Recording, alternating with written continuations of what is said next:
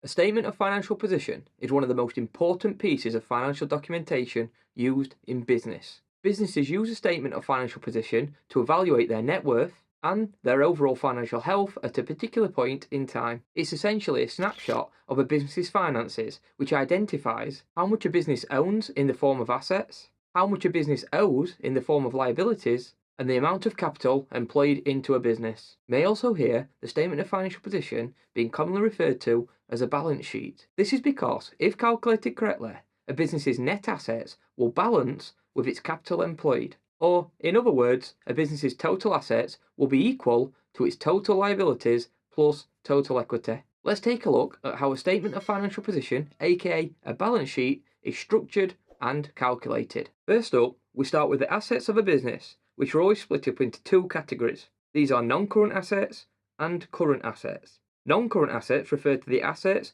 that are typically owned by a business for 1 or more years, such as property, vehicles, and equipment. In contrast, current assets refer to the assets that are typically owned by a business for less than 1 year, such as cash in the bank, stock, and trade receivables. Once the non-current assets and the current assets have been identified, we simply need to add these together to calculate the total assets of the business, which in this scenario, we have non-current assets of 1.5 million plus current assets of 3.5 million, giving us a total assets figure of £5 million.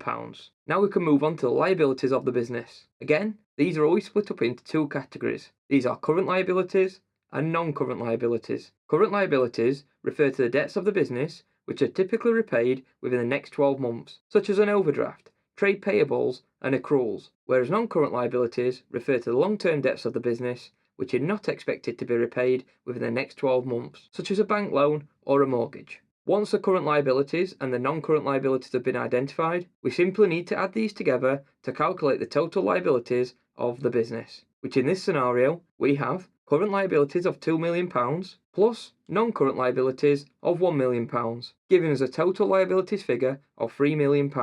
Now that we've calculated the total assets and the total liabilities of the business, we can use these two figures to calculate the net assets of the business by deducting the total liabilities from the total assets of the business, which in this scenario, we have total assets of £5 million minus total liabilities of £3 million, giving us a net assets figure of £2 million, meaning that the business in this scenario has £2 million more in assets than it has in liabilities. But how is it even possible for a business to own £5 million in assets when it has only borrowed £3 million in the form of liabilities? Well, this is where we need to balance the sheet and find where this additional money is coming from. To do this, we need to head into the final section of the balance sheet, which focuses on the total equity in the business, or as some would call it, the capital employed.